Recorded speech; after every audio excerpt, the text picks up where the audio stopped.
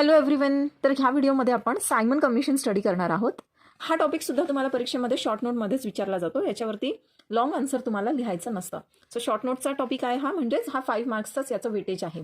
आता Simon commission जे आहे ह्याचं रिलेशन जे आहे हे गव्हर्नमेंट ऑफ इंडिया ॲक्ट 1919 सोबत आहे, ज्याची व्हिडिओ मी तुम्हाला ऑलरेडी आधी टाकलेली आहे. ज्यांनी बघितली नसेल आधी ती व्हिडिओ त्यांनी नक्की बघा.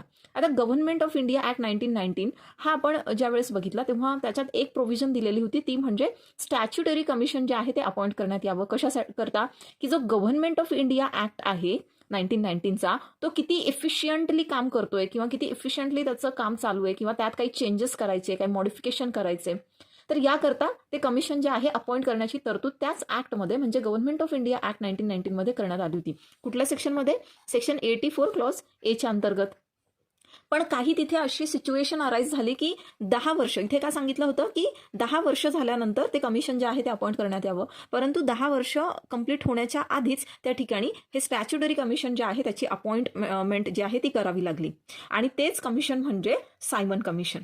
मग आता इथे नोव्हेंबर 8, 1927 म्हणजे 2 वर्ष आधीच, 8 वर्ष झाल्यानंतरच, ठीक आहे, 10 वर्षांचा काळ दिलेला होता तिथे, पण 10 वर्ष पूर्ण होण्याची वाट न बघता तिथे 8 वर्षांमध्येच तिथे एक कमिशन जे आहे ते अपॉइंट केलं, कारण की तिथे एक पॉलिटिकल सिनारिओ असा झाला होता की त्यामुळे कमिशन आपल्याला आधीच जे आहे ते अपॉइंट करायला लागलं, आपल्याला इन द सेन्स ब्रिटिश गव्हर्नमेंटला. ठीक आहे.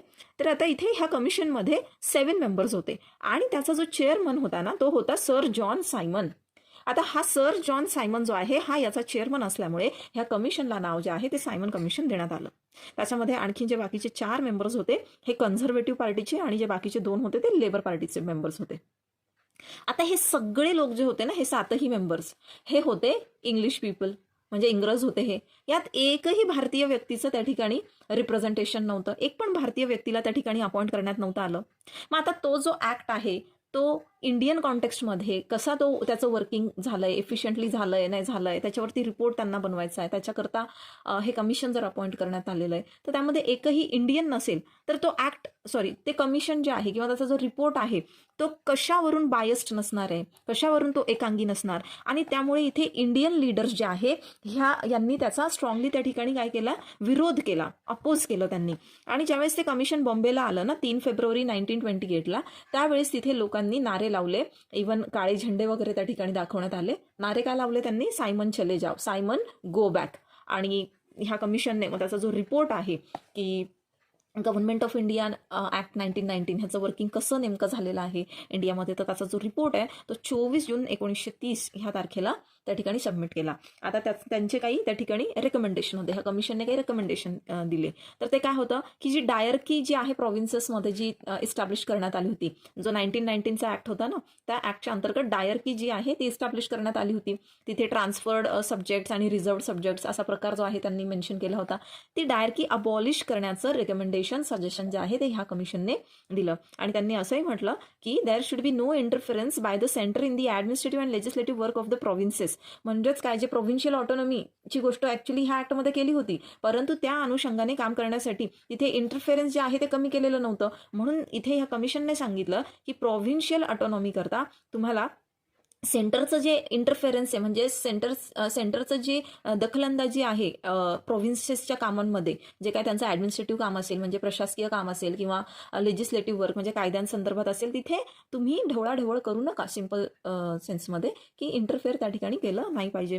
त्यानंतर the franchise in the provincial legislature should be widened, communal electorate must be continued. आता जो फ्रँचाईज होता त्याला पण काय एक वायडन करण्याचं त्या ठिकाणी त्यांनी रेकमेंडेशन केलं की त्याचा विस्तार जो आहे तो अजून झाला पाहिजे.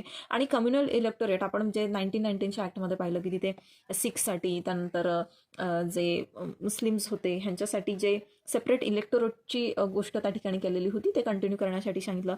The commission recommended the reconstitution of the central legislature on federal basis. आता हे सेंट्रल लेजिस्लेचर जे आहे ह्याचं रिकॉन्स्टिट्यूशन त्यांनी करायला सांगितलं, म्हणजे सजेशन त्यांनी दिलेलं आहे फेडरल बेसिसवरती. मग इथे लेजिस्लेटिव्ह असेंब्लीला जे आहे ते फेडरल असेंब्ली म्हणून संबोधण्यात यावं असं त्यांनी म्हटलं. आणि ज्याच्यामध्ये कोण असणार आहे? रिप्रेझेंटेटिव्ह फ्रॉम व्हेरियस प्रोव्हिन्सेस, वेगवेगळ्या प्रोव्हिन्सेसचे त्या ठिकाणी रिप्रेझेंटेटिव्ह असणार आहे. त्यानंतर it recommended special powers to the governors and governor general for sound constitutional machinery.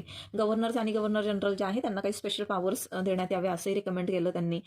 त्या कमिशनने अजून काय रेकमेंड केलं की establishment of provincial public service commission for all provinces. आता आपण बघितलं गव्हर्नमेंट ऑफ इंडिया 1919 च्या ॲक्टमध्ये की तिथे सेंट्रल पब्लिक सर्व्हिस कमिशन जे आहे 1926मध्ये है ना, ह्याची स्थापना झाली होती, हे सेटअप करण्यात आलं होतं सिव्हिल सर्वंट्सच्या रिक्रुटमेंटसाठी.